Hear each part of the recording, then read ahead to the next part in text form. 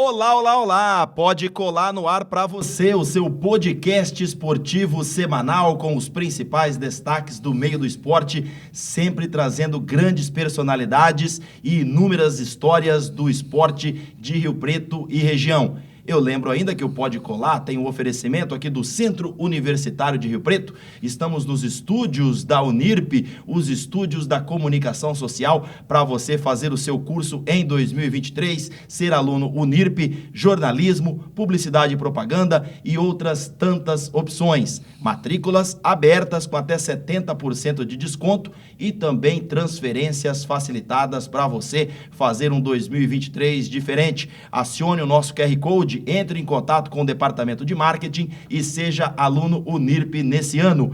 E também os destaques do Pode Colar para você se inscrever no nosso canal no YouTube. Tá aí para você também na telinha o QR Code Pode Colar Podcast. Você vai lá, se inscreve e acompanha os episódios que nós já tivemos por aqui, onde grandes personalidades já estiveram conosco, como Marininho Manella, Doroteia, o José Eduardo Rodrigues e tantos outros nomes que estiveram no Pode Colar. E também você pode nos seguir no Instagram, Pode Colar Podcast, nosso perfil com os cortes, as novidades e tudo aquilo que diz respeito a esse podcast, que também é acompanhado e ouvido para você nas principais plataformas de áudio digitais, Deezer, Spotify e também o Amazon Music, todos os endereços para você acompanhar o Pode Colar, que hoje está no ar e com um convidado que vai falar sobre um tema muito importante. Sempre ligamos o esporte, também a questão competitiva, o esporte saudável, já que todos pensam em praticar uma modalidade esportiva. E a medicina no esporte é um dos temas mais tratados atualmente.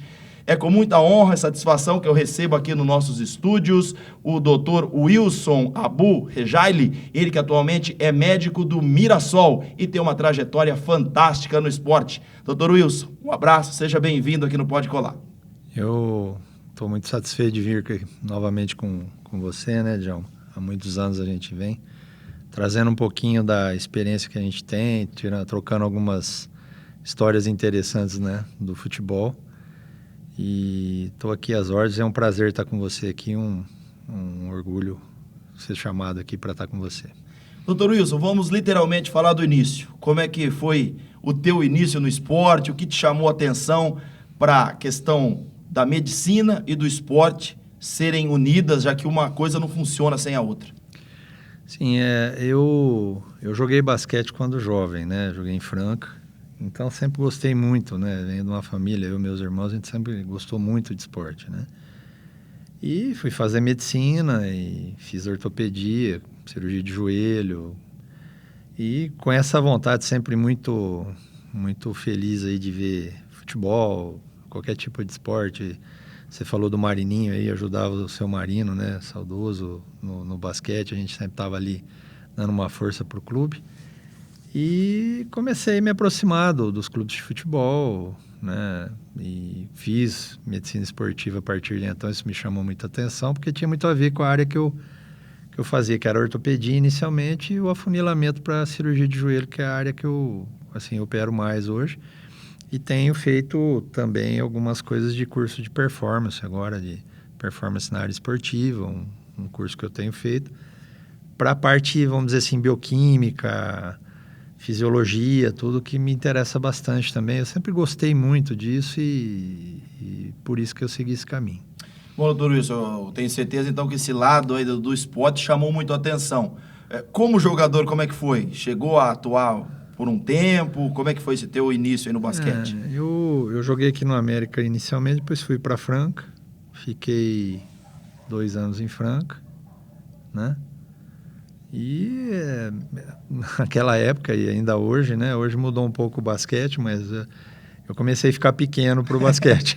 Isso que o senhor tem quanto de altura? 1,96. Então. E como todo esporte dito amador no Brasil, imagina isso há 35 anos atrás, a gente começa a pensar se deve seguir no esporte ou fazer algo. E eu percebi que eu cheguei um pouco tarde, fiz um ano muito bom lá, mas eu percebi que eu teria que me expor vários anos e eu percebi que talvez não pudesse chegar e achei melhor seguir a carreira de medicina que sempre me fascinava, né? Prestei vestibular, tudo.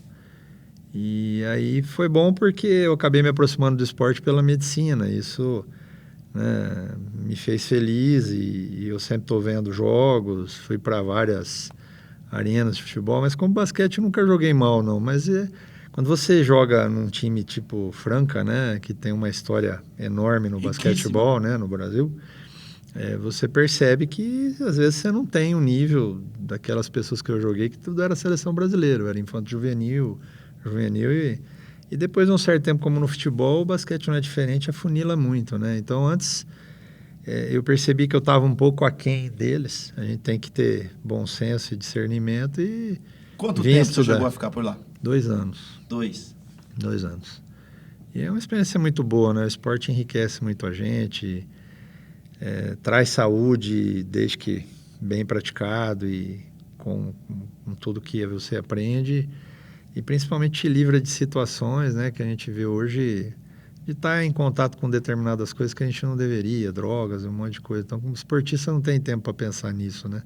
É treino, é concentração, é jogo, viajava para jogo, tudo. Então, isso livra muito desses meninos que a gente vê. Eu vejo desde sub-13 até o profissional lá no Mirassol, quando tem uma dor, tudo. Então, você vê que isso afasta eles de situações que possam levar, né, para um mau caminho, vamos dizer assim, né? Então, além de trazer saúde, alguma coisa, até uma profissão, né, que no Brasil emprega muita gente, também traz esse lado, né? Ô, doutor Wilson, depois então que definiu, olha, no basquete não dá mais, vamos partir realmente para o lado acadêmico, vamos fazer medicina. Na época de estudante também, praticava alguma coisa? Como que era? Sim, eu jogava basquete, né? Deu para conciliar, então, um período? Deu. Quando eu estava em Botucatu, que eu fiz o Nesp, né? Logo que eu cheguei, os veteranos já falaram, se não jogar, tá morto. Né? Não, lógico, um tom de brincadeira. O pessoal tinha uma colega de Rio Preto aqui, de São José do Rio Preto, que fazia faculdade, e ela avisou, tenho... então ela passou... Ela falou, tem esse menino que tá chegando aí. Aí eu fiz um ano só de cursinho, né? Me esforcei bastante, graças a Deus eu passei na faculdade já no primeiro ano, então eu não estava muito fora ainda, né? E a colega Débora falou assim, ó, tá vindo, eu vou trazer ele, porque de fato o primeiro dia eu fui para lá, já cheguei, ele falou, ó, se não for vai tomar trote, se não sei o que, eu falei, não, eu gosto, eu vou. E aí disputei basquete todos os anos, a gente disputava intermédio, né? E todo ano a gente subia, e como a gente era uma faculdade menor perto de uma USP, de uma UNE, de uma Paulista de Medicina, que é federal, eles tinham muito mais alunos, então a gente caía, mas subia, né? Disputava intermedinho, então eu disputei, acho que só um ano que eu não disputei, eu disputei 12 campeonatos. E lá em Botucatu tinha um fato interessante, né? Que o pessoal tinha um colega da cidade que jogava, né? Fazia faculdade, e ele me levou para jogar para uma cidadezinha chamada Anhembi. Seria tipo Tanabi, até menor que Tanabi, seria talvez um Cedral, assim, lá, e o pai de um dos jogadores era de Anhembi, e a gente disputei 6 anos de regional, conseguimos ir para um aberto, né? Conseguimos classificar uma vez. Então, eu continuei fazendo esporte, me interessava bastante. Isso me chamava atenção, mas naquela época a gente, não, pelo menos em Botucatu, não tinha um centro desenvolvido de medicina esportiva. Eu conhecia meus veteranos, tinham 2 lá que eram da Atlética, que gostavam muito, falavam que ia fazer em São Paulo, e aquilo me chamava atenção, mas depois a gente vai correndo a vida, prestar vestibular, prestar residência, e aí meio que ficou um pouco adormecida essa questão de... Você voltou para cá? Eu fiz em Ribeirão, fiz na USP de Ribeirão.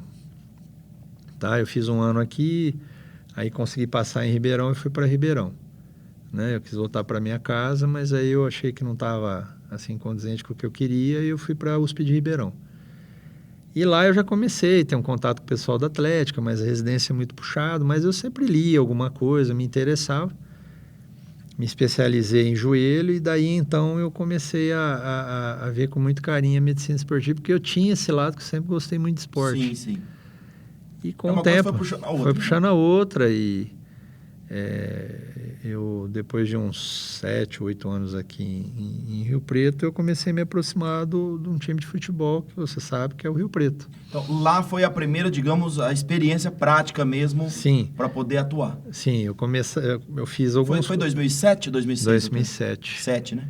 7, porque em 2008 a gente subiu, né? Subiu em 2007, né? Nós subimos em 2007 e 2008 disputou a Série Paulistão. 1. Isso, eu tô agora com uma falha mental aqui, mas eu sei que eu cheguei numa Copa Paulista de 2007 ou 2008. Aí no outro ano deu uma liga fantástica lá o Rio Preto, o Mirassol subiu e nós subimos também. Deve ter chegado no final de 2006. 2006, isso. 2006, aí 2007 que conquistou o acesso. Exatamente. Até era uma equipe muito boa, era o senhor na questão... Como médico, a gente tinha lá o Wallace. A saudosa doutora Irene, né? Também na parte de psicologia. O Alessio, que ajudou a montar toda essa estrutura, né? Então, eu tô lembrando desses nomes. De repente, você pode até me ajudar e recordar de mais alguns profissionais que trabalhavam na época juntos. Tinha... Quem que era? Era o Júlio, o Luciano Dias, que tá no Corinthians, né? Isso. O Luciano, né? Marcão, treinador de goleiros. Marcão figura, meu Deus. Ele era muito interessante, né? Tinha, né? Quem mais lá ali do... O Jairinho também, Jairinho, da parte de da administração, tinha a Sueli, o doutor Dalla Pria, quem mais ali? Tinha o Alessio, tinha o Marcaça também tá ajudando, que eu me recordo assim tinha o Júlio, que era preparador físico, o Fabinho, que hoje tá no Água Santa, né? O Fabinho tá no Água Santa, né? Fazendo um trabalho bem legal, né? Que o irmão dele tem uma academia aqui em Rio Preto. Então, ali, eu acho que juntou muita gente do bem, né? E porque a gente, se pensar hoje, é um negócio muito estranho. Como aquele time subiu, deu uma liga absurda, né? E a gente subiu. É fantástico aqui. Foi um negócio, eu acho que... Sei lá, acho que Deus de vez em quando passa num lugar e fala assim, eu vou ajudar esse pessoal a subir, né? Que já tinha batido na trave, tinha batido na trave. Exatamente, né? E aí o pessoal sempre tentando, era muito interessante na época, pode falar tudo que a gente... Claro, aqui o programa hoje é dedicado... não sei se é informal, né? Era muito engraçado que muita gente me conhecia da cidade, eu já estava aqui em Rio Preto, obviamente, há quase 9 anos, né? 8 anos. E tem os amigos, então levava gelo para fazer banheira de gelo, a gente começou a montar, né? Vimos que era interessante. Umas coisas que não tinham lá antes, né? Isso não, é legal, não tinha, né? Então a gente, logo que eu cheguei, tinham 4 meninos lá da base, eu operei os 4, graças a Deus ficaram bem. E conseguimos montar mais ou menos dentro da possibilidade que o clube possuía na época, né? Conseguimos montar um DM bom, que a gente fazia uma boa resolutividade. Aí pedia gelo pro pessoal, levava gelo, fazia banheiro de gelo, comprava uma banheira dessas de criança. O pessoal falava, aí a Irene fazendo um baita trabalho de relaxamento, fazia um relaxamento. O pessoal fala, e boleiro é duro, né? Aí o pessoal, mas vai relaxar, o cara não joga. Então ela estava desenvolvendo a concentração, né? E hoje você vê os treinadores hoje, nós estamos em 2023, né? Falando de foco, de mentalização, de segundos de dispersão, você toma um gol, né? Sim, o futebol é extremamente... A velocidade que está hoje em dia, né? O futebol. Qualquer esporte, né? Na verdade, de alto nível, tem que ter um controle mental absurdo, né? E ali foi, né? Tinha essas histórias, a coletividade riopretense ali, né? O pessoal do Rio Preto abraçou mesmo. Abraçou o clube, foi levando... Tinha um Rogerinho, né? Lá verdade, Rogerinho. Não era, acho que era Águias do Sul que chamava. O pessoal também quando a gente, de Seta. Isso, o pessoal né, o Júnior, o seu Comercinho falecido, ajudava. O pessoal começou a dar uns bichinhos magrinhos pro pessoal lá que ganhava o jogo. A gente sendo Zé Negão e a Brasília. Zé Negão da Brasília. Eu ia falar, mas eu achei que falar do Zé Negão, vai que ele tem royalty, né? Que figura, né? Tinha... Eterno. E engraçado que tinha as manhas, né? A gente sempre jogava às 15 horas, né? Sim. Os times penavam, que era aquele, né? Nosso calor absurdo aqui. Teve aquele jogo do Guarani, acho que você lembra, né? Lembro do temporal que veio. O Guarani rezou tanto naquele temporal que ele veio, porque eles iam tomar... Era 28 do segundo tempo, já estava 5-0. Já estava 5-0. Eles iam tomar um 7 aqui, 8. O time estava entregue, né? Aí deu aquela chuva, acabou o jogo, acharam melhor né? Porque não ia dar mais tempo para... Não sei o que aprontar e acabou o jogo, né? Agora, doutor, como é que foi feito o convite para o senhor ir para o Rio Preto, na época? Quem Bom, te convidou? Na época, o Wallace trabalhava lá já há um ano, se eu não estou enganado, 1 ou 2 anos, e ele tinha ido ver algumas cirurgias minhas na Santa Casa, fizemos uma amizade, tudo, né? E encaminhava casos, às vezes operados. Alguns pacientes dele foram comigo, ele não me conhecia, operei e tal. E quando mudou para lá, ele indicou para o Alessio. Aí o Alessio me chamou, falou, ó, doutor, o senhor sabe que a gente tem condições pequenas, mas a gente quer fazer um bom trabalho e tal, tudo. Eu falei, não, tudo bem. E nisso, o Ricardo tinha ido pro Pão de Açúcar, né? Pão de Açúcar, chegou o Luciano Dias, conversei com o Ricardo, a gente fez a Copa Paulista e começamos a fazer, fomos fazendo as coisas e eu falei, olha, essa é a única coisa que eu... E já vai o primeiro recado para a coletividade que vai nos assistir. Eu sempre falava, ó, a única coisa que eu vou pedir é a gente fazer um bom exame cardiológico, né? Porque isso é muito importante para a gente não ter risco para os jogadores. E aí vai o detalhe para quem vai começar a fazer, né, uma atividade, vai procurar mesmo que seja no SUS, tem grandes colegas lá, faça os exames, veja se você não tem uma arritmia, alguma coisa, porque isso é a condição sine qua non para você conseguir fazer em qualquer academia. Hoje elas até exigem tudo, né? E aí o Elias falou, não, isso aí nem que eu tenha que pagar do meu bolso, se eu estou me honrando com você, o salário era irrisório e nem estava preocupado com isso, eu queria estar no meio porque eu me sentia muito bem. Sim, sim. E a maneira que foi acolhido? Ele foi acolhido, fui bem recebido por eles, tudo, né? E aí foram feitos os exames, né? E o Alessio me chamou e começamos, né? Tinha acho que 3 ou 4 jogos.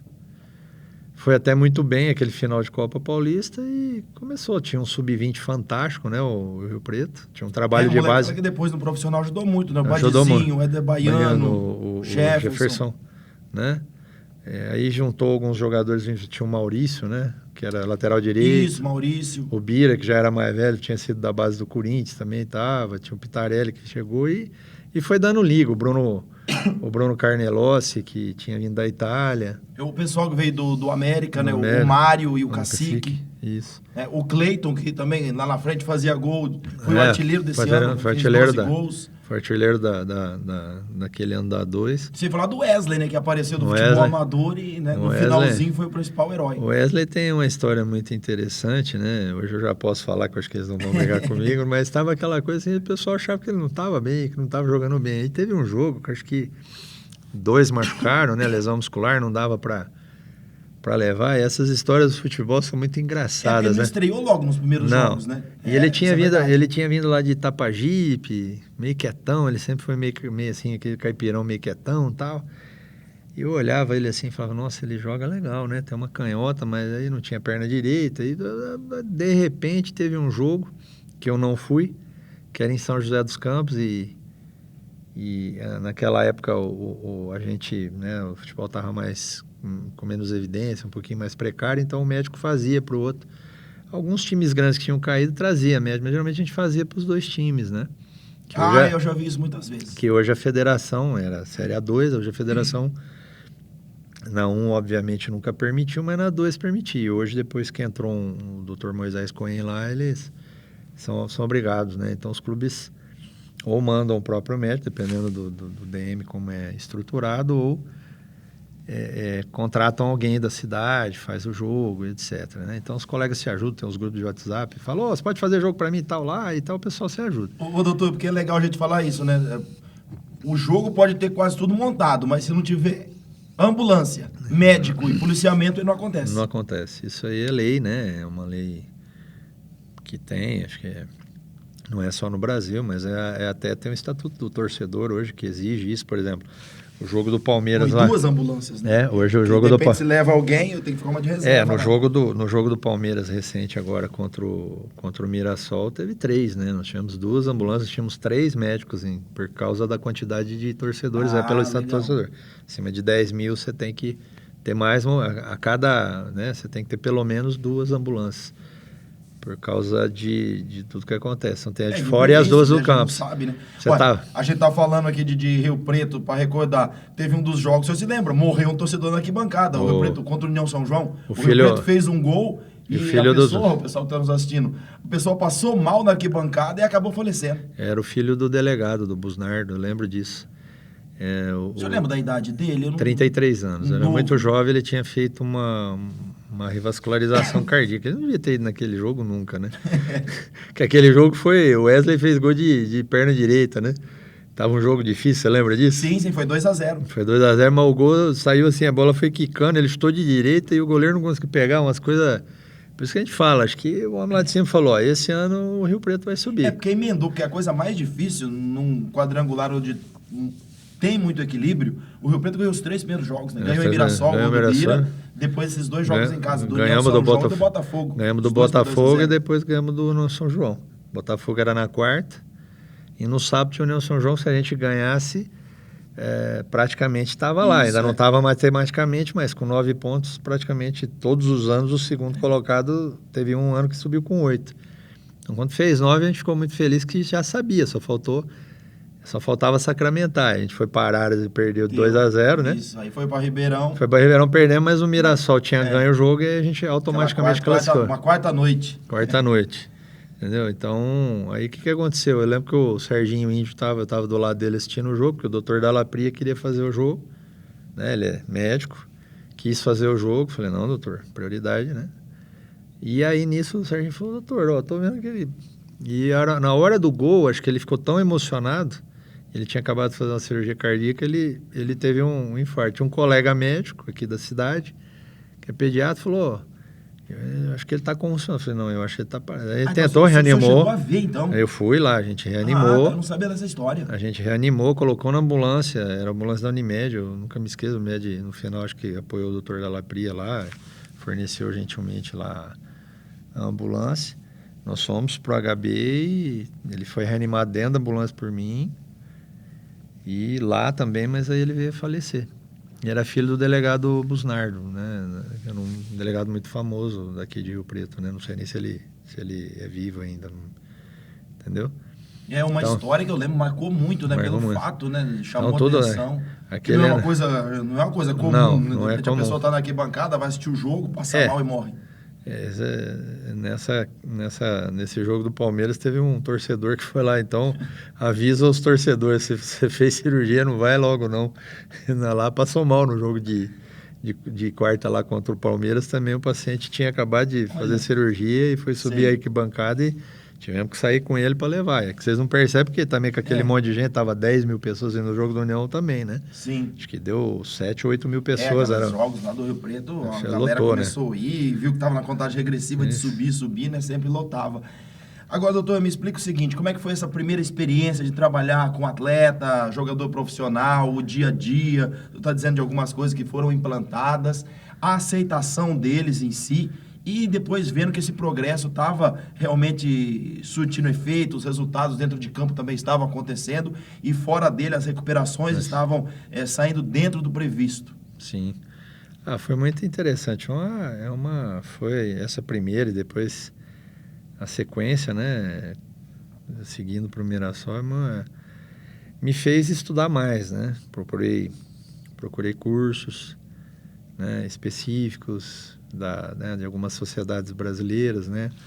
Tem a SBRAT, que é de trauma esportivo, tem a SBMME, que eu sou da Sociedade de Medicina do Exercício e do Esporte, né?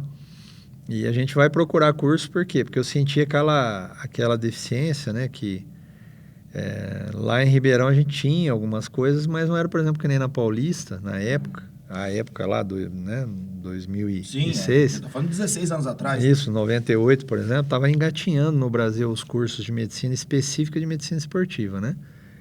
E, por exemplo, lá na Paulista tinha 7, né? Que era já mais assim. Então, quem fazia uma residência lá tinha esse viés de poder fazer. Tinha os cursos à noite. Aí eu comecei a fazer cursos de final de semana, né? Que eu não tinha jogos. E na época era permitido você fazer os cursos e depois prestar a prova para a sociedade, que hoje já virou uma especialidade médica em que tem pós-graduação, você tem que fazer vários tempos, porque hoje o médico do esporte, antigamente pelo histórico, ele é médico do Mirassol, então tem tantos anos, já tinha um credenciamento automático, a gente prestava provas, né? Tinha os temas, fiz prova de cardiologia, de coisa lá, mas hoje eles têm uma formação clinicamente geral mais correta. Então, geralmente os médicos, eles eram médicos como eu, traumatologistas, especialistas de joelho, então a gente acabava, porque geralmente a gente sempre era a pessoa ligada ao futebol, não o futebol assim, futebol porque gostava de jogar bola, de jogar basquete, vôlei, etc. Então meio que entrando, ia meio de entrão, né, vamos dizer assim, e aí eu comecei, foi muito importante que eu comecei a sentir as dificuldades, por exemplo, o doping, era uma dificuldade muito grande. Na A2 teve no final, né, na decisão, final, no começo não tinha. Então, liguei para um grande amigo que é daqui da cidade, voltou para São Caetano, que é o Paulo Forte. Você falou a questão do doping para pegar a listinha de Sim, de medicamentos que o jogador não podia nem passar perto. Sim, mas a federação mandava, mas para A2 eles não mandavam, eles mandavam para um. Então eu entrei em contato com o Paulo Forte, que né, trabalhou no Rio Preto, no América, foi para São Caetano, naquela época São Caetano foi top, Paulinho, a gente chama de Paulinho, né? E eu tinha feito residência, então liga para o Paulo, daí fala com o Dr. Solera, aquela coisa, fiz um curso para ver. E lá eles mandavam, tais remédios, sugiro que você use isso, para ajudar os médicos a não errar, porque depois não tem defesa, né? Você toma processo de expulsão do esporte. Mas, né? Doutor, agora até pegando esse gancho, a gente tem muita coisa para falar. Mas quando o atleta, aquele famoso, eu tomei em casa e não avisei meu médico. E aí, como é que fica a responsabilidade? A responsabilidade é dele, né? Então, se ele é suspenso, aí a responsabilidade aí o médico é dele. fica isento, porque está comprovado, eu tomei na minha casa. Essas histórias todas que a gente vê, passou um produto por causa do cabelo, usou determinada coisa por causa da gripe. Assim, muda a WADA, né, que é essa associação que produz, aqui no Brasil chama ABCD, do doping. E a WADA é uma instituição mundial que anualmente ela faz inclusões de produtos novos, porque nesses esportes de alto rendimento em que tem assim, valores astronômicos financeiros, existe todo tipo, né, de alteração. Por exemplo, aquele cara do ciclismo, tirava sangue, punha sangue para aumentar eritropoetina, hemoglobina, para ter um push a mais e poder ganhar, né? O francês lá, que me fugiu o nome agora, e aí descobriu depois. Então, assim, a WADA, ela pesquisa tudo, desde células-tronco, o corticoide, por exemplo, hoje. Antigamente a gente poderia usar, hoje é banido. Você não pode nem eu não de lembro, pele. doutor, quem me disse, falou, não, eu vou ter que ficar 2 meses sem jogar porque eu usei corticoide. Eu não estou me lembrando agora que atleta que me falou isso. O uso inadvertido, ele fica muito tempo, porque assim, ainda na Federação Paulista, ainda está se colhendo a urina. Então a urina, ela sai mais cedo, o metabólito, mas no sangue não. Então como na Copa do Mundo é colhido sangue, né, venoso, então é complicado. Por exemplo, você quer saber se um jogador usa uma droga ilícita, você pega cabelo até 6 meses. Então tem toda essa coisa. Então lá no Mirassol, a gente instituiu já há bastante tempo, faz palestras e assim, já quando chega, e hoje a gente está num nível, né, de jogadores que já estão assim, mais descolados, rodaram já o país todo, jogadores de Série B, de Série A, eles sabem como tem que se portar, né?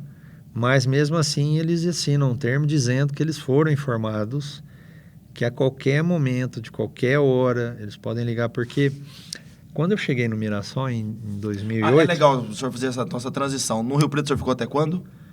Fiquei até caiu, aí eu acho que nós fomos em setembro, eu fui pro Mirassol, setembro de 2008. Tá, no mesmo ano que a gente caiu no Mirassol. Entendi. Em setembro, mais ou menos, começou a Copa Paulista, estava no meio da Copa Paulista, o Mirassol estava se estruturando com uma empresa na época, e eu tinha um falecido amigo, ele me indicou pro Juninho Antunes, né, que nos chamou, eu e o Wallace. O Marcão, ele perguntou pro Marcão, o Marcão falou que a gente trabalhava bem, em consonância, e ele nos chamou para dar seguimento. Sei. E o Laguna ficava com a base, né, que era na época era o Carlos Roberto, depois agora é o Mirassol. E eu fiquei com um profissional e a gente se ajudava, qualquer jogador da base a gente trocava ideia, e que eles eram parceiros lá no clube na época. E a gente começou o trabalho. E naquele ano começaram a chegar jogadores, né? O Mirassol tinha feito uma parceria com uma empresa de São Paulo, né? O Hélio Vanzoni, Energy, chamava, né? E chegaram jogadores muito bons. O Mirassol naquele ano fez um campeonato fabuloso, né? 2008 ou 2009. Eu acho que é 2009 o Paulistão. Foi aí que a equipe começou. Subiu 2008, você tem razão, Isso, 2009, né? E um jogador, ele chegou, o Márcio Santos, eu me lembro como hoje, e não foi detectado doping conosco, mas ele já tinha disputado 3 rodadas. E ele tinha feito já tinha sido chamado para uma contraprova, devido a ter aparecido na urina dele algum metabólito que mimetizava, porque o corticoide, o grande problema do corticoide não é o ganho dele. É isso que eu quero que o senhor explique também, porque... O metabólito do corticoide, ele é parecido com o anabolizante, você não consegue diferenciá-lo. Principalmente na urina, porque o doping é uma coisa muito cara, tem o translado das pessoas, tem toda a maneira que tem que ser colhida, tem sempre 3 pessoas na sala de doping, ele vê o atleta fazer urina, hoje tem coisas muito... não se consegue abrir para não ter nenhum tipo de dano pro jogador, né? E sangue é muito caro, então a urina ainda não é que deixa a possibilidade, mas existe coisa já mais preconizada, mas como é caríssimo, então não é todo campeonato que se faz. Então em Olimpíada e Copa do Mundo faz. O que aconteceu? Esse jogador, a esposa estava usando uma pomada vaginal porque ela tinha tido uma candidíase. Olha só. E lá nesse livreto que a Federação Paulista nos fornecia na época, a gente fazia essa orientação, toma cuidado com Neosaldina, que tem um metabólito. Superficialmente, doutor, essa lista de remédios... Você entra na internet, você tem. Se você pôr WADA, é muito grande. Tem os que mascaram, tem os que potencializam, tem hoje célula-tronco, tem sangue, tem eritropoetina. Hoje é muito maior do que quando eu entrei. Porque antigamente se falava muito, caiu no doping, era mais cocaína, maconha, era droga, né? Não falava Sim, tanto as drogas em si, elas não dão ganho. Mas na cabeça de quem lida com o esporte, por exemplo, deu problema na Copa. Te lembro quantos jogadores foram pegos com cocaína? Existe uma briga, por que não vende cerveja? Por exemplo, antigamente na sala de doping dava cerveja. Por quê? A cerveja inibe um hormônio que faz a gente urinar mais rápido. Sim. Mas a federação, e eu acho que acertadamente, a gente às vezes fica... Teve uma vez que eu fiquei no estádio do Corinthians, no Pacaembu, na verdade ainda não tinha arena, e o Danilo, aquele meio canhoto que era do São Paulo, tudo, ele teve que ir para um hospital, tanto que ele tinha desidratado naquele jogo, ele teve que ir para um hospital, foi colocado soro, o agente do doping vai junto, até que ele conseguiu urinar. Olha. Eu falei com o médico do Corinthians, porque eu fui pro hotel, onde estava a delegação, e ele não tinha saído do doping. Meus 2 jogadores tinham feito a colheita da urina. E aí o Danilo teve que ir ele entrou tipo numa insuficiência pré-renal, que a gente fala, quer dizer, faltou tanta coisa que ele não conseguia. Ele já estava quase a 5 horas, 6 horas dentro da sala de doping. Porque o pessoal falava isso também, dá refrigerante, água. Não, lá tem refrigerante, tem água. Isso pode tomar normal, só pode cerveja tomar, a cerveja é pela questão do que o esporte representa para as pessoas. Não que você não tem nada a ver, entendi. Não é pro doping. Mas as pessoas falam, peraí, você vai dar cerveja e vai estimular, você tá falando de futebol, que é uma coisa de um esporte, qualquer que seja o esporte que você quer produzir saúde, você vai pôr cerveja lá, que pode dar, por exemplo, a pessoa pode ficar com dependência química ao álcool. Então, eles não querem associar o esporte a isso, né? Então, a cocaína, as coisas, não é que ele dá uma potencialização. Porque a potencialização é muito curta. Então, como o jogo hoje, e até com esses 7 minutos, 10 minutos que fizeram na Copa, você viu ontem lá no jogo, deu... Sim, é. Ontem no jogo deu 8 minutos, 7 minutos no segundo tempo. Foi. Então, ela não tem condição de potencializar todo o tempo e também dá aquela queda. Então, não é por isso, mas é para ensinar as pessoas que usar a droga ilícita... Não combina com o esporte. Não combina entendi. com o esporte, isso traz doença. Então, nesse caso, é por isso, potencializa muito pouco. O que mais, então, deixa o atleta, digamos assim, se ele utilizar, ele vai ter um ganho relacionado ao colega dele? Isso. Tem muita coisa, né, João? Tem isomepteno, por exemplo, da Neosaldina, ele potencializa. Olha. Quando você fala de tiro, por exemplo, o tiro, tinha um jogador, Adair, lembra do Palmeiras, no lateral direito? Ele sim, jogava porque ele direito, tinha uma loirinho. arritmia. Então, esse beta-bloqueador servia para isso, porque acalmava a arritmia. Então, ele tinha um eu lembro negócio... quando ele foi pego no doping. Isso, Jogou no Guarani também, isso, né? mas aí ele saiu porque tinha um negócio chamado AUT, Autorização de Utilização Terapêutica. Então, se eu tiver um jogador que precisa, não tem outra maneira, então você manda para uma comissão, essa comissão analisa e fala, não, pode usar. E toda vez que esse jogador for sorteado, já tem, atenuação, que ele já foi autorizado pela gente. Hoje é difícil, porque hoje já saíram outras drogas, outras coisas, então não precisa mais isso. Entendeu? Então tem isomepteno, que, por exemplo, tem na Neosaldina. Neosaldina não pode usar. É um remédio muito bom para cefaleia. Então, assim, tem muita coisa. Tem colírios que tem adrenalina. Então, tudo isso o médico tem que estar atento para que você use outras medicações. Isso que eu quero perguntar pro senhor, vamos supor, eu estou gripado, ou então estou com um problema no olho, determinado produto, medicamento eu não posso usar. Como substituir? Aí, ou a gente geralmente pede eles têm a mesma, autorização, né? A gente vê a autorização, olha a escala, e tem remédios que podem fazer um antibiótico que tem corticóide, eu não posso usar. Então, eu vou ter que tirar o jogador se ele tiver fotofobia, porque a hora que ele bater o olho para a luz aqui, como a gente tem, ele não vai conseguir jogar. Por exemplo, um goleiro que está com fotofobia, não dá para usar.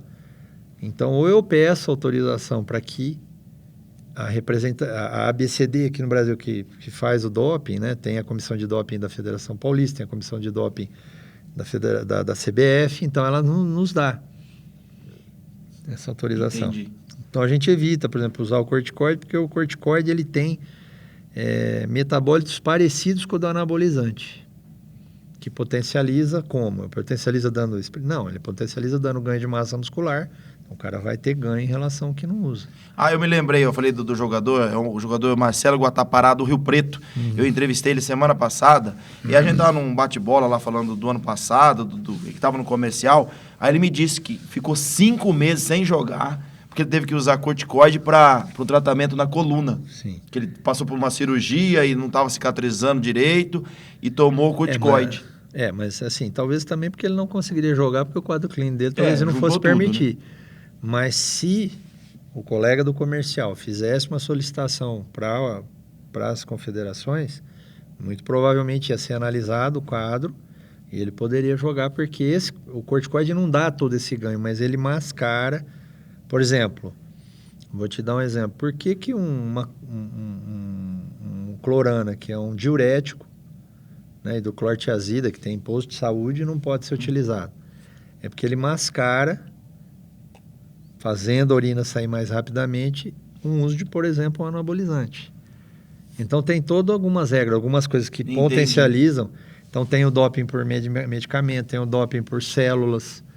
E hoje a UADA, ela, né, tem o famoso De Rose, né? Esse nome é famoso, e é um orgulho falar que tem um brasileiro, né? Que foi presidente dessa comissão, está nessa comissão, né? Então, eles... o hormônio tiroideano, ele estimula. Mas se o cara teve que tirar uma tireoide, então tem os níveis, tem até níveis de quanto você encontra que você sabe se é doping ou não. Olha. Cada substância. Então, por exemplo, cafeína, que se falava, hoje não. Hoje, o que você usa num comprimido, só se você tomasse 400 litros de café, desculpa, não é cocaína, de cafeína, de café para poder uma dosagem. Então, ela liberou. Então, ela tem uma lista do que é proibido, o que está fora da lista você pode usar. Então, ajuda muito aos médicos, né? E como eles são, geralmente, pessoas com parte clínica muito boa, geralmente os remédios são muito tranquilos e não muda. Essa questão desse jogador, nós conseguimos ajudar a provar, mesmo que ele foi pego no América de Natal, que ele não tinha tido dolo. Ah, entendi. Por quê? Porque ele tinha a receita da mulher, tudo, foi uma bobeada. Então ele tomou uma advertência para, né? Aí ele tomou 2 jogos só, que assim, ó, você tinha que ter prestado atenção, o médico do América de Natal tinha que ter te falado. Só que veio estourar no Mirassol, porque ele já tinha sido contratado no Mirassol quando estourou a contraprova. E aí nos primeiros 2, 3 jogos, ele não pôde jogar porque tinha esse risco de colocá-lo com a advertência da CBF. Então, ele era um zagueiro, tudo, né? Não me recordo se ele foi titular na época, ele tinha potencial para isso, então não pudemos usar. Entendi. Então, o futebol tem muitas vertentes, muitas coisas, né? Então, com o tempo, lá no Mirassol, foi se desenvolvendo o departamento de fisiologia, né? Tem o Rafael lá, que é o nosso... A tecnologia hoje ajuda muito, né, doutor? Ajuda bastante. Eu quero entrar num outro ponto agora, que, digamos, foi o desafio da medicina, que é a questão da Covid. Sim. Como que vocês se preparavam para os jogos? Eu lembro que no início tinha que fazer teste para o jogador, com esse teste, poder entrar ou não. Aí, de repente, o time pedia 5, 6 de uma vez, porque o pessoal dava positivo no teste. Como é que foi esse desafio? Trabalhar, principalmente naquele auge, né, da pandemia. No começo, foi feita a bolha, né, para terminar aquele Paulistão. Isso, foi 2020. 2020, né? Os Mirassol, inclusive, ganhou de São Paulo. Exatamente. Foi aquele jogo histórico.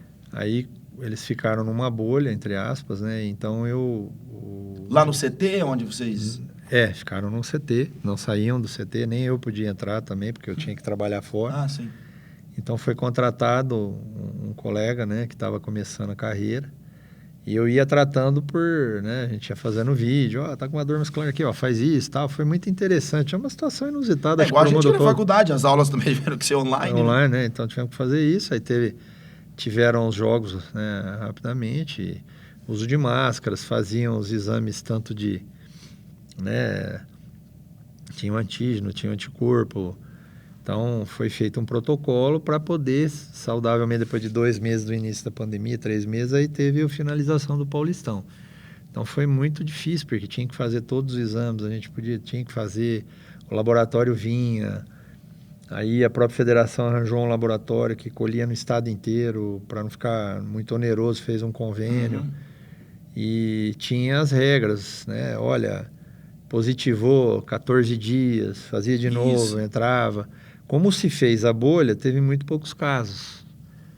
Começou a ter mais problema... Foram os campeonatos seguintes, né? Foram campeonatos seguintes. Quando se flexibilizou mais as coisas, aí começou a ter um pouco mais de caso. Eu também tive num jogo, tinha um jogador que não nos informou que tinha entrado em contato com a família. Porque a transmissão era muito rápida, né? Então... Sim, ele teve uma liberação, que estava liberado, podia, né? Assim, ele passou na casa dele e positivou e passou para os jogadores, né? Foi aquele jogo que o Oyama não jogou, teve vários jogadores na outra semifinal que o Mirassol jogou contra o São Paulo, porque expirava dias em 10 dias. Sim. E aí teve como é que eu vou dizer? Eu segui os protocolos que eram os protocolos de higiene para todas as empresas. Não tinha tirar nem pôr. A vantagem é que os jogadores, né, eles criticavam muito, né? Todo mundo criticava porque tinha futebol. O jogador de futebol era o cara mais testado no país. Ah, imagino. A cada 3 dias existia o teste. A gente tinha que fazer 72 horas antes. Isso, né? O anticorpo, fazia o antígeno no dia, para ver se não pegavam, se alguém tinha entrado em contato e estava na mucosa nasal. Então fazia o anticorpo, que era o mais preciso, e tinha o antígeno ainda para ver se depois que fez com 72 horas, no dia do jogo, não teria positividade. Tivesse o antígeno dado negativo, tinha uma plataforma que a gente colocava tudo, né? E aí tinha um colega que auditava isso, tanto no Paulistão, depois nós fomos para a Série D, na Série D também.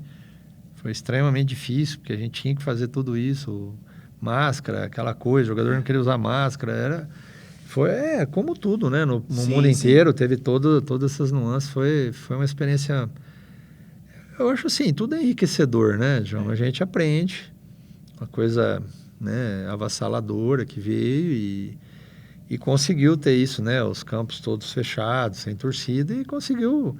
E era uma maneira de dar alguma felicidade pro povo assistir um jogo de Até os futebol. horários, né? Os horários alternativos também para poder fazer, né? Mas tinha esse protocolo que tinha aqui na federação o professor Moisés Cohen, lá até hoje é o Dr. Pagura, né? Então eles fizeram, todas as confederações fizeram mais ou menos parecidos, né? Por orientação da CBF. E dependendo de cada estado, tinha as nuances de cada estado, né? Ô, doutor Wilson, agora vamos entrar numa outra parte, que é a questão de lesões. No esporte, a gente está falando mais de futebol, mas também o esporte praticado em quadras, em outros lugares. Qual é a lesão mais comum?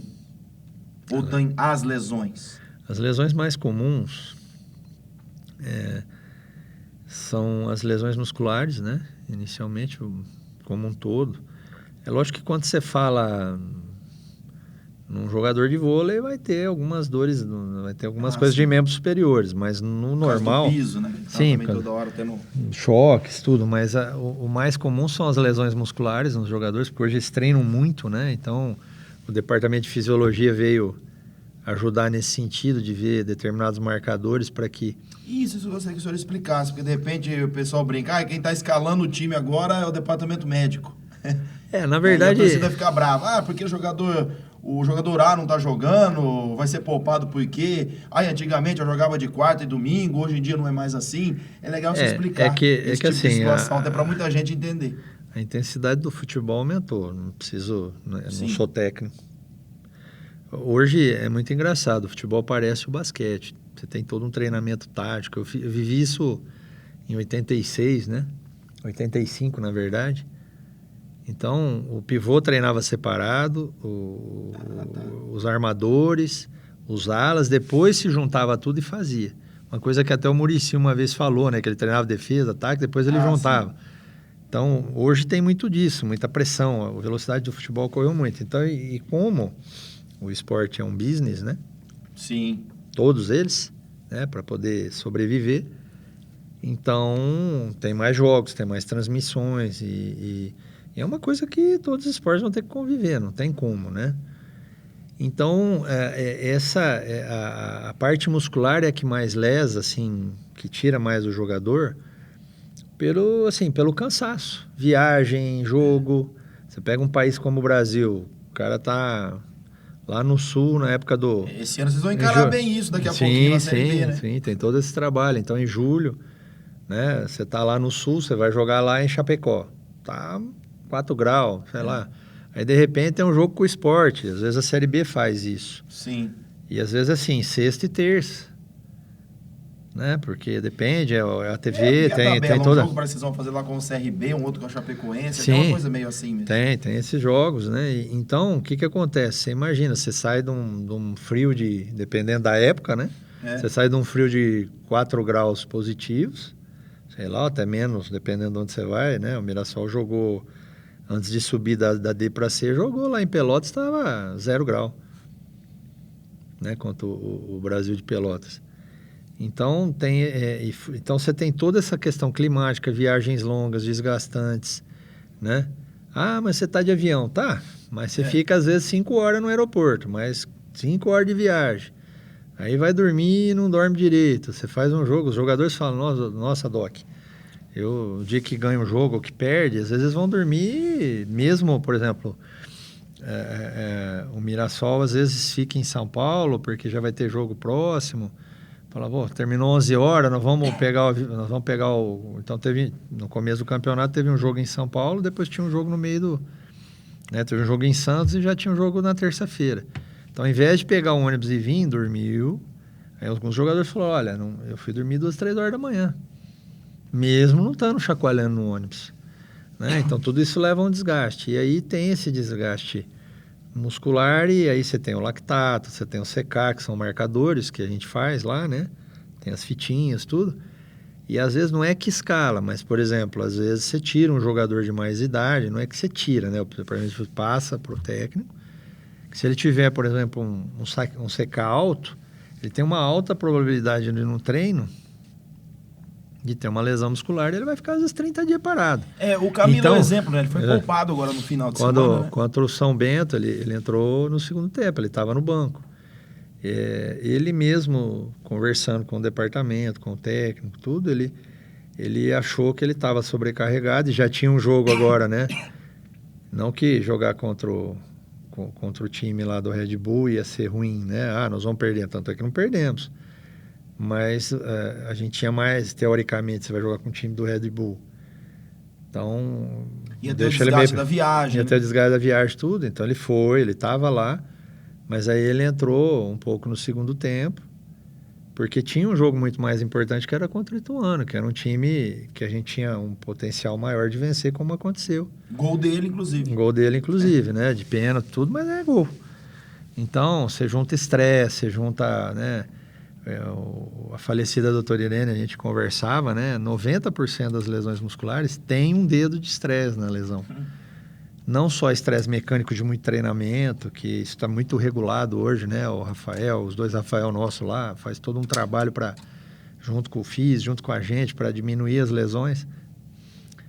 E isso acaba, né, dando um bom resultado, né? Que a gente diminui o tamanho das lesões, mas isso tudo é muito caro, né? As fitinhas não são baratas, não é qualquer clube que consegue fazer. Então, às vezes, você vai mais no empírico, está cansado, tira. Então, às vezes, o escalar, entre aspas, não é... É a torcida que não entende. Ela né? não entende, mas quando o resultado não vem, a torcida também não quer saber se o jogador teve lesão muscular. Aí ela vai falar, os departamentos de fisiologia e médico aí não servem para nada. Então, os técnicos hoje, né, e as diretorias têm investido muito nisso, e respeitam muito a palavra da gente, não para, por exemplo, o cara não consegue jogar 90, mas ele pode ajudar com 45. Um cara que nem o Camilo, com que ele joga, ele pode colocar uma bola lá para um centroavante e ganhar um jogo. Então, de repente, é melhor você ter ele menos tempo. Isso aí é problema do Catalá, o problema do Abel lá no Palmeiras. Isso. Então, assim, às vezes você vai ter uma certeza que o cara pode ter uma lesão. Não adianta você perder o jogador para depois 30 dias e por meio jogo. De repente, meio jogo é melhor do que 30 dias. A questão de você saber dosar. Por isso que a gente ouve muito isso, mas quando o profissional que dá hoje os caras essa informação, pra tentar convencer quem está do outro lado, porque os próprios jornalistas também são assim. Mas não deveria ter poupado, o time titular teria que ter jogado. Mas isso é bom no futebol, né? Você não fica chato. Assunto, né? Senão, senão fica chato, né? Tem que ter, todo mundo tem que ter. E isso faz com que, né? Quando vocês perguntam as coisas pra gente, eu nunca me melindrei com nenhuma pergunta. A gente responde de maneira técnica, né? Eu aprendi isso com... até explicativa, né? Para que todas as pessoas possam entender. Ficou falecido Solera, né? Você lembra dele? Ele foi dar Fernando sim. Solera. Ele é um cara, era fantástico, né? Uma didática, voz, tudo, né? E ele inclusive era comentarista da Bandeirantes, né? Na época de alguns programas, né? Tipo que o Neto tem, tudo. Pode falar nome, né? Não tem problema. Aqui no podcast pode. Fica à vontade. Então, ele falava assim, você tem que chegar pro repórter, não adianta você falar, teve uma entorse grau, não sei o quê. Falou, torceu o tornozelo, teve uma lesão de ligamento, ele vai ficar tanto tempo provavelmente fora. Você tem que falar de uma maneira que o público entenda e que também um colega médico entenda o que você está falando. Porque, doutor, um detalhe, a gente ouvia muito isso aí na questão muscular. Ele tá com uma contusão muscular na coxa, grau 1, grau 2, grau 3, sei lá. E são graduações que a gente tem, né? Muitas pessoas não entendem essa diferenciação. O grau 1, você não tem lesão de fibra, né? Você tem mais edema, geralmente. Tem um pouquinho, mas muito pouco. O grau 2 é quando você tem 50%. E o grau 3 é mais que isso. O grau 3 hoje, dependendo das áreas musculares, você tem que operar. Você tem que abrir e suturar, né? O tendão ou o músculo lesionado. Né? Então, a medicina esportiva é muito interessante. Esse ano, por exemplo, tem um curso da SBRAT, que é de trauma ortopédico, em maio, que vai ser em Brasília, eu provavelmente vou. Por quê? Porque traz muita coisa nova. E o legal que eu estou notando é isso, o senhor está sempre se atualizando. Tem, né, João? Uma cidade como o Rio Preto, e hoje, né, estou vendo o aluno aqui assistindo a gente. Essa molecada danou na gente, né? Se a gente hoje dependendo dos equipamentos da com tecnologia. Instagram, com tudo, se você não vai se... Né? Os pacientes já chegam te perguntando no consultório, Você vai fazer esse tratamento em mim, aí você tem que saber o que é o tratamento, você tem que falar para ele, olha, no seu caso dá, no outro não dá, né? Então, hoje, né, antes até da pandemia, mas mais agora, hoje você tem cursos online do mundo inteiro. Sim, né? sim. Hoje eu estou fazendo um curso de performance do médico do Flamengo, do Márcio Tanuri, né? Eu estou fazendo online a maioria das aulas e tem 2 encontros presenciais, com colegas falando de performance, de bioquímica. Isso aí vai ser o futuro da medicina e do esporte, né? Como prevenção. Porque a hora que você já tem a lesão muscular, não adianta, aí você tem que tratar. Aí é tratar, Reparar, ficar esperar e tal. Então, reposições de alguns metais, algumas coisas eu achei muito interessante, eu estou começando a ver e quero trazer isso aí, né? Alguns colegas já fazem e eu achei muito interessante, que é uma coisa que está crescendo muito na medicina. Estão começando a se produzir trabalho científico para dar sustentação para o médico. Ah, bacana. Então, para fazer essas suplementações, porque um cara que faz um esforço tão intenso, ele perde. Então, antigamente era o Gatorade, o Whey, aquela coisa lá, né? O isotônico. E hoje tem mais coisas que você pode suplementar, as vitaminas, tudo, né? Então, tem jogadores, você percebe o nível até dos jogadores que estão mais em Série A, Série B, eles já chegam tomando isso. A gente tem que ter um cuidado muito grande na questão do doping, né? Porque isso aí geralmente é manipulado. Por isso, de assinar um termo isentando o clube. É muito relacionada à outra, né? Sim, então, as lesões musculares, elas têm o grau de intensidade, né? Então, por isso que tem o departamento de fisiologia lá, para saber que tamanho que está, ver o GPS, quanto correu, se está cansado, às vezes poupa de um treino. Então, hoje, por exemplo, os jogadores que não jogaram o jogo todo fizeram um trabalho um pouquinho mais puxado. Os que jogaram, né, os 16, entre aspas, assim, mais os 11 principalmente, já fizeram mais regenerativo. Para quê? Para secar deles, baixar o lactato, para o músculo desinchar, porque o jogo é domingo às 18h30 contra o Corinthians. Como é que vai fazer? Se você pegar e treinar hoje, o treinador sabe disso, né? O cara tá lá, veio de Red Bull, veio de um monte de coisa, ele tem essas noções. E hoje, graças a Deus, a maioria dos técnicos, né? Hoje a gente está ajudando eles, porque antigamente, que nem a brincadeira que eu fiz, né? Tá relaxando o jogador lá, a doutora, né? Não estava relaxando, ela estava trabalhando foco, né? Então, assim, isso é muito importante. Então, não tem jeito. A medicina hoje tem alguns grupos que dizem que o conhecimento médico, na verdade não médico, só todo conhecimento de engenharia, tudo, eles mudam a cada 18 meses praticamente 70%. Né? Sei. Então, se você não se atualiza, se você não vai em cursos, realmente você fica muito para trás. Né? Doutor, agora vamos entrar na questão. Além das contusões musculares, o grande fantasma dos atletas era a famosa lesão ligamentar no joelho, que é onde o senhor conhece muito. Já não sei se já perdeu a conta aí de atletas que operou. E a gente nota do passado com hoje, mudou muito a recuperação, o atleta consegue voltar em menos tempo.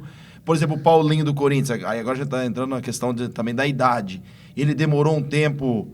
Eu vou te explicar isso. Dentro daquilo que era esperado, já outros que talvez são mais jovens voltam num tempo menor, ou isso influencia muito de acordo com aquilo que realmente ele se machucou?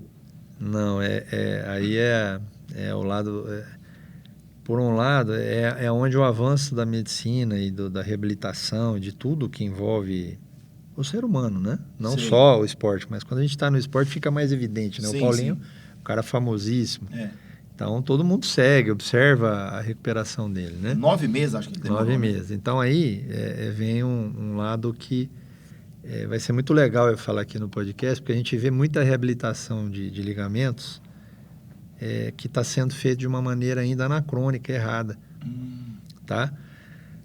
Acabando de responder a pergunta que você fez, a segunda lesão mais comum são as entorses de tornozelo. Tá? Na maioria dos esportes. Por saltos, tudo, né? Com a lesão muscular. Voltando nessa pergunta que foi extremamente pertinente, é muito legal poder falar disso, que é uma área que eu estou atuando há 25 anos, né? Que é a cirurgia de joelho. Vai fazer 25 anos esse ano, né? Eu saí em 98 de Ribeirão, já com o meu R4 de joelho. E em 98 eu fiz o meu primeiro curso de medicina, de cirurgia, da Sociedade Brasileira de Cirurgia de Joelho, que eu faço parte, que é a SBCJ. Sei. E foi lá em Natal, e eu tinha, né, achava que eu era boleiro, né, quebrei a cabeça do rádio, tinha operado, né. Então foi legal passear e tal, e eu chegando lá, tinha um professor, ainda era slide, sabe, aquelas caixonas de slide, né, não tinha PowerPoint ainda, eu tô ficando meio novo, né. Você tá novo, eu tô meio velho, né. Usa bastante. E aí o cara começou a mostrar uma piscina e tal, então ele falou que aquilo era o segredo dele. Só que você ter uma piscina, uma hidro, não é qualquer lugar que você pode ter para fazer recuperação. Por quê? Porque tem low impact, né? Baixo impacto. E eu fiquei com aquilo na cabeça e tal. E aí, naquela época, começou-se a falar de um protocolo chamado protocolo acelerado. Em que 15 dias ou 20 dias o cara estaria agachando, correndo, fazendo. E isso aumentou absurdamente a relesão dos ligamentos. Ah, tá. Não adianta nada querer correr para recuperar, o cara chegar em 4, 5 meses ficar pronto. Sim, por quê? Isso foi observado histologicamente. Foi um falecido professor mundialmente famoso que falou isso. Depois ele veio num congresso falar abertamente que ele tinha errado. Era um cara, é uma sumidade que todo mundo respeitava. Ele morreu agora em 2021, né, lá dos Estados Unidos. Vou me permitir não falar o nome, porque ele não vai poder se defender de alguma coisa que a gente fale, né? E aí os trabalhos começaram a mostrar que esse protocolo acelerado, eles afrouxavam o ligamento. Mas por que afrouxa? Porque o tendão que você colhe do paciente, são 3 tendões que a gente pode colher, que é o patelar, que hoje tem muita briga de literatura, o pessoal fala que patelar é melhor do que os pata do ganso, né? Que são os tendões flexores que a gente tira atrás da coxa. Ah, tá. E está evoluindo para o quadríceps, que é acima da patela aqui. Né? Esse vai ser o tendão do futuro.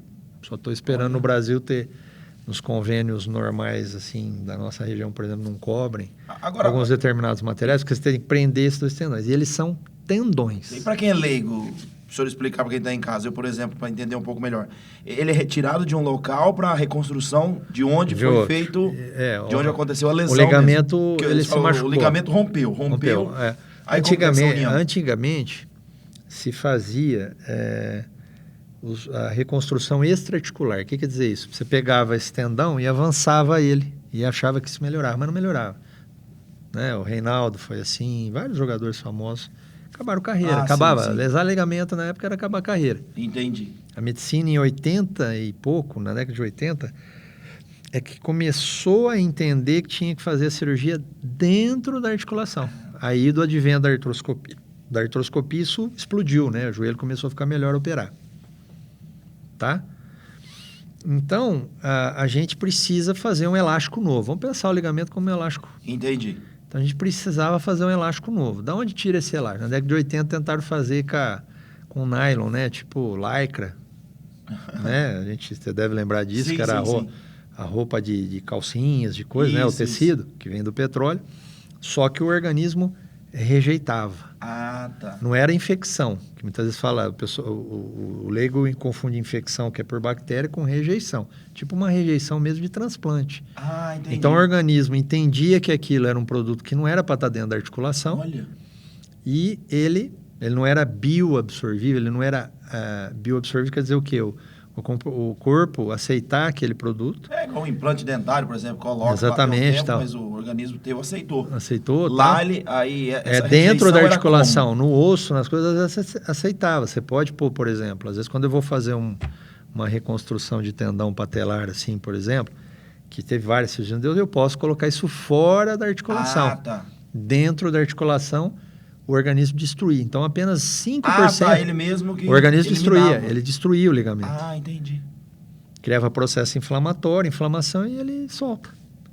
Então, você perdia a cirurgia. Isso aí tentou-se fazer. Quando observou-se que não dava para fazer, voltaram-se lá atrás, o que a gente usava? Então, foram pegar o tendão patelar, que é um pedacinho da patela, né, que é o osso aqui redondinho da frente do joelho. Ah, sim. Metade do terço central do tendão patelar, que aí é o tendão, e um pedacinho da tíbia aqui, nesse osso que a gente, às vezes mais em menino, tem meio saltado aqui na frente, chama tuberosidade tibial. Ou você tira os tendões aqui de trás da coxa, que é o semitendíneo grácil, que eles fazem a rotação interna do joelho, da perna da gente. Ele não faz falta, teoricamente, nenhum deles faz, mas às vezes dá uma dorzinha, uma coisa. Então, sempre se procura um tendão novo, que um dá hematoma, outro dá dor. Então, isso é coisa muito específica. Ele é retirado da pessoa. Por inteiro. Esse tendão é por inteiro, os tendões flexores por inteiro. O tendão patelar não, porque senão acontece o que aconteceu com o fenômeno, né? Arrebenta. Tá. Nossa, quantas vezes ele teve que operar, né? Então, se estudou que tirando o terço do tendão patelar não teria problema. Pode dar uma tendinite, mas não ruptura, né? Se você fizer a técnica direitinho. E o quadricipital é parecido também, só que hoje está se tirando só a carne, para não mexer na patela, porque você pega um jogador que salta muito, um jogador de basquete, um jogador de vôlei, ou você pega um zagueiro que salta toda hora, porque, né, dependendo da posição do jogo, tem as maneiras, né? Então, aí se mudou para esse tendão que chama semitendíneo graço. Existe uma briga muito grande de literatura, eu faço muito com esse aí, em jogadores, em pessoas jovens, e tem dado certo, né? O que aconteceu? Começou-se a achar que a precocidade, né? Então, meu jogador voltou com 5 meses. Isso. Meu jogador voltou com 4 meses, meu jogador com 5 meses. E tem gente ainda trabalhando nisso, aqui na região fala disso. E o que é o problema? O ligamento, ele tem bolinhas de nervo, vou falar assim, que são os nociceptores, e tem vaso sanguíneo. O tendão tem? Não. E ninguém sabe por quê, aí são as maravilhas do criador, né? Fizeram trabalhos em animais experimentais e isso vai aparecendo nesse tendão. Então, nós temos 2 problemas grandes, porque a gente faz túneis dentro do osso para botar dentro da junta, onde ele era, chama ponto isométrico. Reconstrução, então. Reconstrução. É retirado aquele que foi rompido. Sim. E aí, esse daí tem que ser totalmente seguir o mesmo caminho. A gente limpa, tem técnica francesa que você deixa o coto para ter mais rapidamente os nervos meio que, vamos brincar, subir lá no tendão, né? Então, você faz túneis e aí a gente tem 2 desafios. O primeiro desafio é como que você fixa. Então, se desenvolveu materiais, melhorou o resultado da cirurgia. Parafuso, essas coisas, tá? Então, tem um monte de jeito de você fixar. Por quê?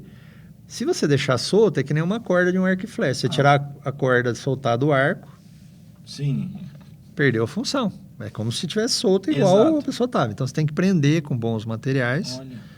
Para que a natureza vá lá em 30, 40 dias, ela engloba dentro do osso. Então, o nosso primeiro desafio está resolvido. Sim. Ele já é do osso. E nesse período o atleta, então, é só repouso? O que é? Drenagem, fisioterapia pequena. Sem forçar. Ele mexe sozinho. Você tira hematoma, você tira inchaço, que uns incham mais, outros incham menos. Qualquer pessoa, né? Sim. E os atletas, eles têm mais tendência a hematoma e inchaço, porque a massa muscular deles são muito mais proporcionadas que a minha, que a sua. Sim. Não é porque a gente está mais velho, é porque eles têm, né? Se pegar uma pessoa jovem da idade deles, com eles, vai ter mais, porque eles treinam todo dia, tem todo um aporte, etc. e tal. Então, nesse período, começou-se a entender essa primeira parte. A segunda parte, que é mais importante, que hoje a gente leva 9 meses, é que começou-se a observar, só para você ter ideia, se a gente soltar um jogador com 8 meses, com 7 meses, ele tem chance de 20% de afrouxamento.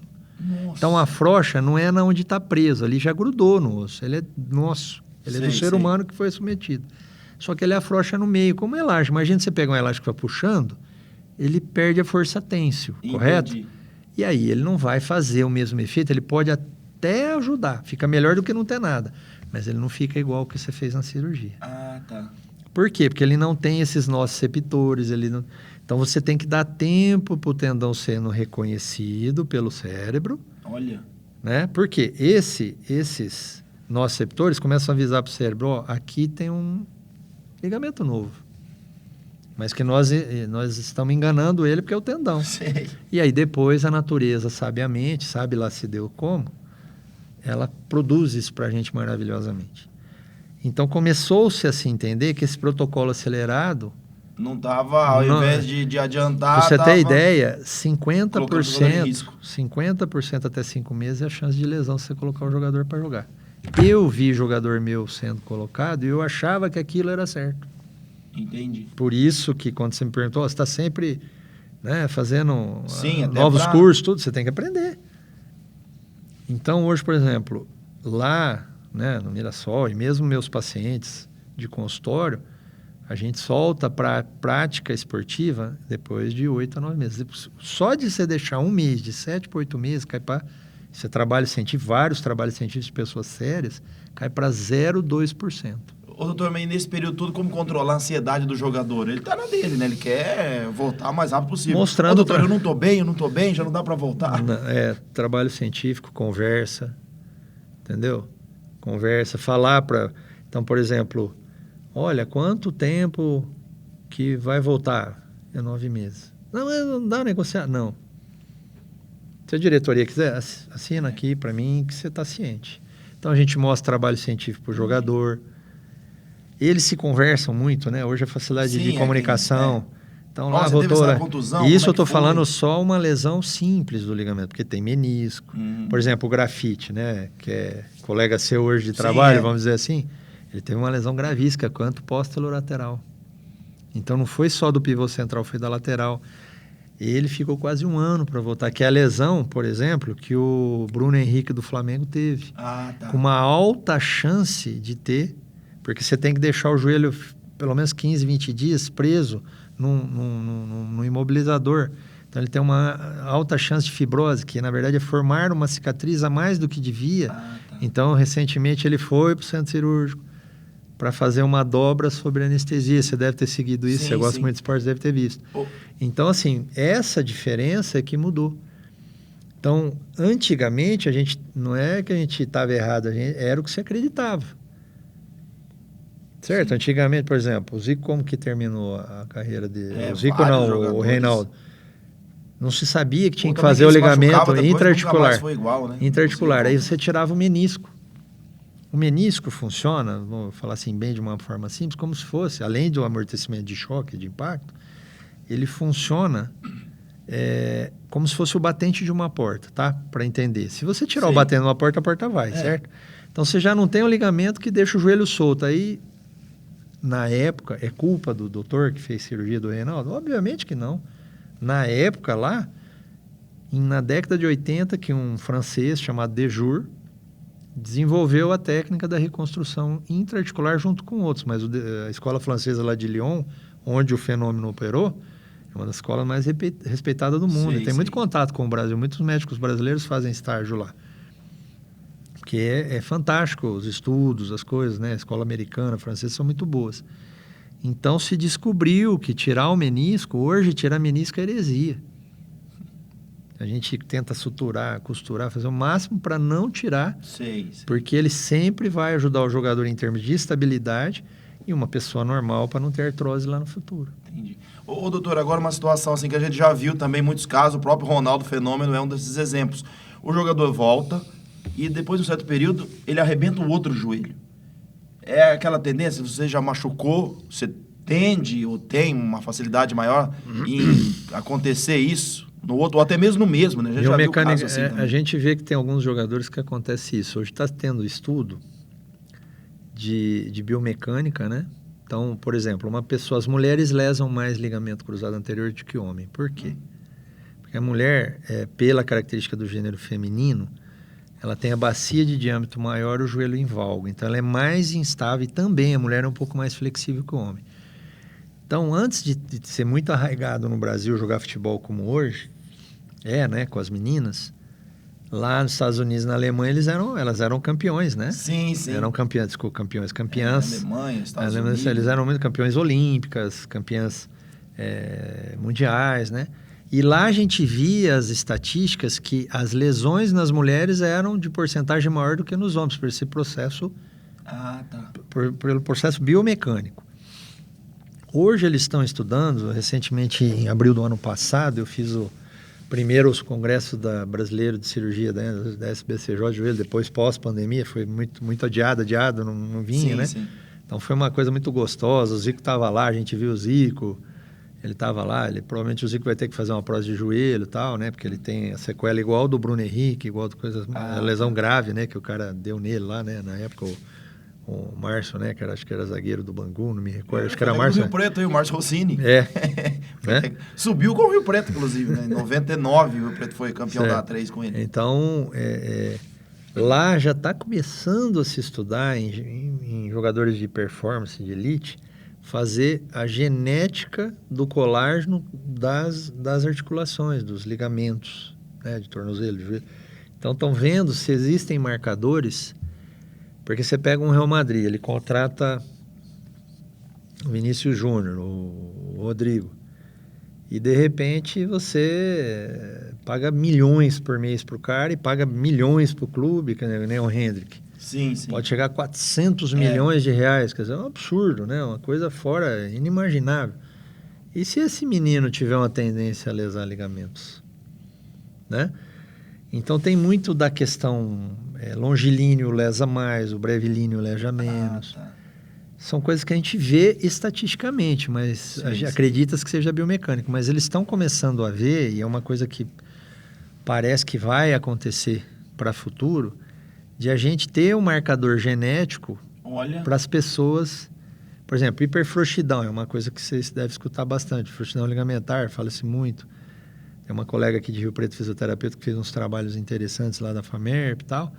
Elas têm mais dor porque a articulação joga mais. Então, quando você pega um jogador assim, você tem que fazer o quê? Não, esse cara é craque, você não vai ficar com ele. Não, você vai tonificar muito a musculatura dele, você vai trabalhar o máximo de alongamento possível, você vai trabalhar aquele esportista, seja de qual esporte seja, lógico, com cada nuance de cada esporte, para que ele lese menos, para ele ter menor risco de lesão, mas mesmo assim acaba acontecendo às vezes. Uma outra coisa que a gente vê, o senhor tocou bem no assunto dos jogadores que saem daqui, vão para a Europa, e lá eles ganham uma massa muscular incrível, né? De repente você vê um Neymar aqui de começo de carreira e viu ele depois de alguns anos lá, o tanto que ele ficou mais forte. Sim. A importância disso também. É um trabalho nutricional, é o trabalho da fisiologia, no esporte, é o trabalho, como eu estou te falando, que eu estou vendo essa medicina de performance. Então, tudo isso, esses caras, você pega o LeBron James, né, falando... O LeBron James tem 12 pessoas na equipe dele, né? Nossa. Né? Só que lá nos Estados Unidos, na NBA, não tem doping. Ah, tá. Né? Então, tem jogador que tá fininho e de repente aparece né, meio fortão. Então, mas nos esportes, excetuando-se esse, você tem todo um trabalho. E também, assim, a gente esquece um pouco, mas lógico, o trabalho dos profissionais, não estaria falando mal dos meus colegas de saúde, absurdamente não, né? Também tem a questão que os jogadores saem imaturos aqui do Brasil, eles estão em crescimento ainda, está em desenvolvimento do corpo deles. Pela idade, né? O Hendrick, 16, tem que esperar fazer 18 para ele. Você deve ter, Júnior também. Mas ele, por exemplo, é bem forte, né? Você deve ter visto lá no dia do jogo, ele é mais parrudo, né? Mas eles fazem todo um trabalho de fibra muscular. Hoje tem gente fazendo até biópsia para ver que tipo de fibra, se é fibra lenta, se é fibra rápida. O fibra lenta serve para isso, fibra rápida serve para aquilo. Então, o esporte de alto rendimento, existem milhões, né, envolvidos. Então, tudo isso está sendo muito estudado. Isso é bom para a gente, porque as ajuda... As informações vão chegar bem mais mastigadas, né? Chegam mais mastigadas. Mas esse trabalho é porque eles têm um acompanhamento, né? Esses caras de alto nível têm um acompanhamento que até as próprias pessoas, né? Que você vê pessoal que corre, pessoal que pedala, né? Hoje o próprio atleta amador, assim, no sentido de... Não é amador, é ocasional, como a gente, faz uma academia, tudo está procurando esse desenvolvimento, e muitos, graças a Deus, de maneira lícita, né? Sem usar drogas que podem trazer doença à saúde, como anabolizante, se for mal utilizado, né? Fazer suplementações de... A famosa bomba, né? Exatamente, realmente suplementos de proteína, tudo. E a gente, logicamente, na saúde tem que respeitar o biotipo da pessoa. Não adianta... Eu não vou ser um corredor queniano, nunca, né? Né? Então a gente tem que ter esse... cada um dentro da sua... Sim, tem que ter esse lado também. E aí, no caso do departamento médico, ele dá essa contribuição para explicar para a pessoa, no caso, saindo do meio do futebol, para alguém que quer praticar alguma coisa, algum esporte, olha, você de repente nesse vai se dar melhor do que naquele. Sim, a gente tem que falar. A sugestão tem que ser dada. Se a pessoa vai seguir ou não, é uma prerrogativa dela não seguir. Né? É livre-arbítrio da pessoa, ela faz o que ela quer, mas a gente tem que falar, olha, o seu biotipo muscular, tudo não é para esse tipo de esporte, de explosão. para um esporte X, para um esporte Y. Isso é muito importante. Isso a medicina desenvolveu muito, a fisiologia desenvolveu muito, todas as áreas da nutrição, né? Você vê grandes nutricionistas. Então, isso é trabalho de nutricionista, de físio, de médico, de todo um trabalho dos educadores físicos, né? Não podemos esquecer deles, que eles têm um estudo muito grande. E tudo isso acaba, logicamente, dando um resultado fantástico, né? Bom, o senhor trouxe também 2 relíquias aqui hoje, né? Pra gente mostrar aqui que o tempo passou, a gente tá com um bate-papo aqui muito bom, muito bacana com o Dr. Wilson falando a respeito de medicina esportiva. Vamos lá, a primeira relíquia aqui. Peraí, vamos começar. As duas são de conquistas do Mirassol.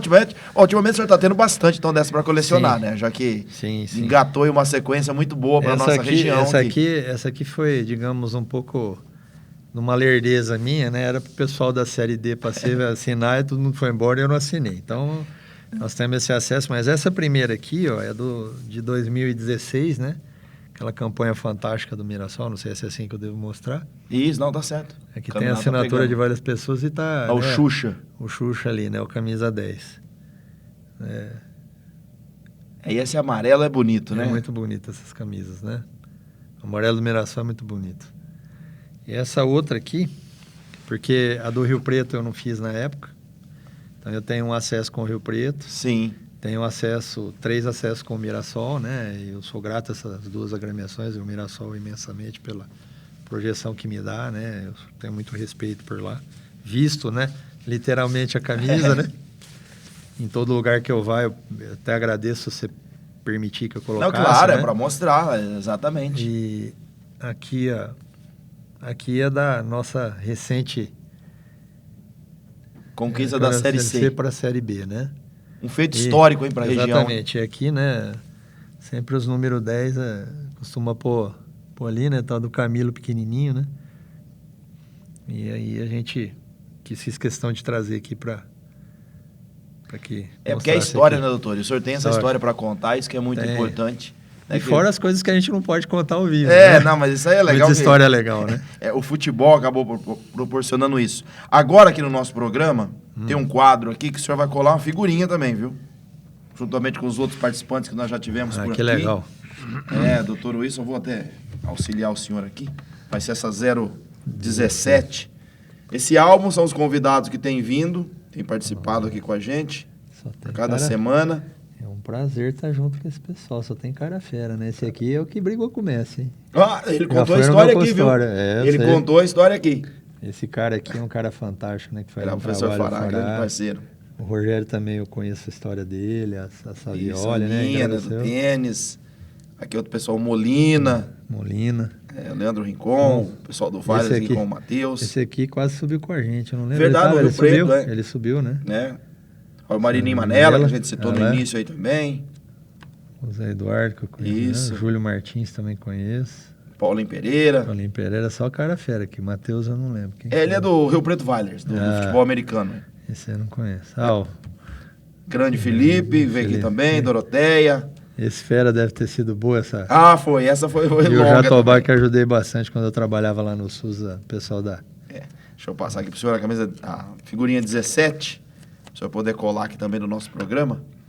E ficar registrado aí como um dos personagens, uma personalidade. A gente fala muito de esporte, mas a medicina tá ligada diretamente. Eu que porque agradeço. Se você não tiver saúde, você não pratica nada, né?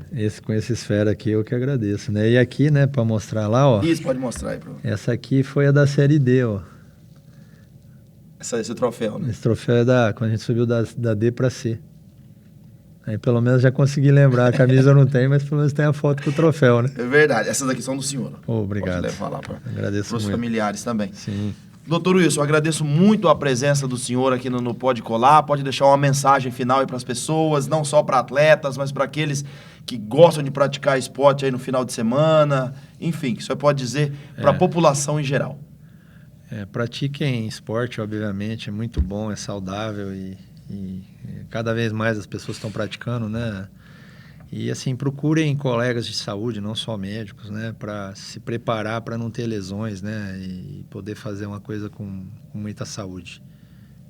Agradecer muito aí você a presença, né? Você sempre me prestigiando, eu não tenho palavras, né? E estou à disposição sempre que você precisar aí para contribuir alguma coisa mais específica se você precisar. Ok, muito obrigado, sucesso, parabéns pelo trabalho, sucesso lá também com a Mirassol, a gente sempre caminhando juntos aí, porque a questão é, tendo modalidades e equipes fortes, todo mundo ganha. Sim, a gente é do tempo que tinha o vôlei, o basquete em Rio Preto, né? Dá saudade, né? Muita. Da adolescência. Grande abraço. Eu quero agradecer também aqui ao Thiago Serafim, nosso cinegrafista, trabalhando diretamente aqui na produção do Pode Colar, o Cristiano Abraão, nosso editor, também cuidando aí da finalização do programa, Ronaldo Atilano, que faz parte da Rádio NIRP, Vanusa Carvalho, nossa social media, e o William Castro, que está lá em São Paulo, ele que produziu esse álbum que tem feito sucesso no Pode Colar. Agradecimento também aqui ao aluno de jornalismo do primeiro período, José Bento, que acompanhou aqui o programa também com o Dr. Wilson, e a você de casa que nos acompanha sempre conosco, aí toda sexta-feira, o endereço a partir das 6 da tarde tem Pode Colar inédito, cada semana com uma personalidade, um personagem que traz muita contribuição para o esporte. E como eu lembro, o Pode Colar são histórias de sonhos que se tornaram realidade. Agradecimento também especial ao NIRP, Centro Universitário de Rio Preto. Estamos aqui nos estúdios da Unidade 3. Você pode ser aluno NIRP em 2023, matrículas com até 70% de desconto e transferências facilitadas para você fazer parte da comunicação social, do jornalismo, da publicidade e propaganda e tantas outras opções. E também se inscrever no nosso canal no YouTube, o Pode Colar Podcast. Vai lá, QR Code na telinha, você aciona, se inscreve e acompanha esse episódio que tivemos com o Dr. Wilson e tantos outros personagens que já passaram por aqui. E também nos seguir no nosso Instagram, Pode Colar Podcast, e também as plataformas de áudios digitais, Deezer, Spotify e o Amazon Music. Agradeço a todos. Lembrando que o Pode Colar volta na semana que vem com uma nova história, um novo personagem para você. Grande abraço, até lá.